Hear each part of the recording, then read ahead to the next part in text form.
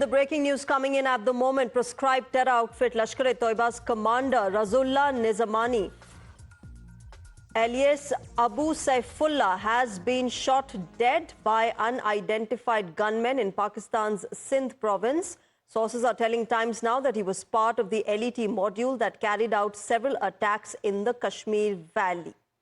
My colleague Bhavtosh is joining us with more on this. Bhavtosh, this is big news coming in. What more details do we have?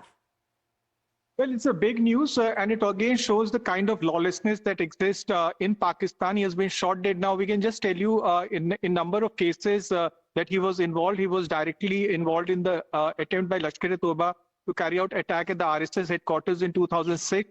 He was also involved in an attempt to carry out attack at the CRPF headquarters in Rampur. And he was also working very closely with Azam Chima, who was Lashkar-e-Taiba commander in Nepal. Now, he was someone who was also involved in several terror activities in 2001 in Kashmir Valley. He was called Ghazi by Lashkar-e-Taiba, and the input that we had got from intel sources was that he was specifically told not to roam outside his residence, but late this afternoon, he was found roaming outside his residence when he was shot dead. And the pictures that we have accessed from intel sources show that he was shot dead by unidentified gunmen. Now, we don't have information from Sindh, the province police, but what we have gathered is that 2-3 unidentified gunmen shot him dead.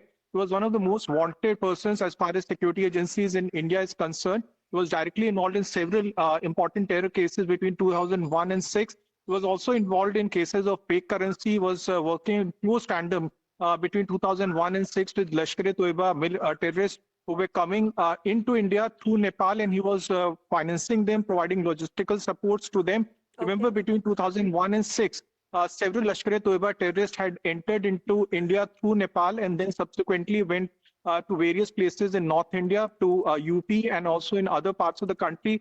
And he was the person, Saifullah was the person who was felicitating all these movements.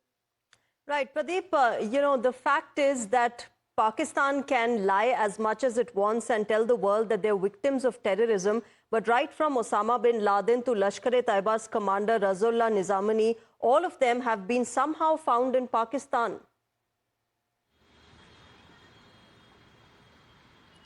Yes, you're absolutely right, because Pakistan had been safe haven for all these terror-related organizations and terrorists who had been operating from there. But now the safe haven is no more safe for them, because once again, the unknown gunmen have killed this person who is considered to be one of the top commanders, and he was leading Lashkar module in Nepal. And from Nepal, he was providing arms training, and he was luring youngsters, indoctrinating, brainwashing them, and also providing them logistic support and funds so that he can make the youngsters cross from Nepal area into India, as Bhavtosh was really talking about, because he's said to be involved in several attacks in Kashmir Valley and on 3 main big attacks in different parts of the country. One of them had been on the RSS headquarters, second one had been in ISC Bangalore, third one had been on the CRPF group center in Rampur. And he's also, what we have been told by the intelligence agency, that he had also been to Kashmir Valley where he was operating. It was only after his return from Kashmir Valley that he got the title of Ghazi. Since then he had been called Ghazi Saifullah. And yes, he was roaming around his house, and that was the time when unknown gunmen came. It is in Badin district of Sindh province where he was killed. Mostly he used to operate from Nepal area. He's said to have married a woman from Nepal also. He had been putting up there, and he was running the inter-service intelligence module from there only, and he was heading the Lashkar module in that area. And for the last several years, he had been pushing terrorists from that side. And that's one of the reasons that his idea was basically not to focus only on Kashmir Valley, but also to focus on different parts of India, so that all those trained Lashkar terrorists can be sent to different parts of the country to destabilize the situation here.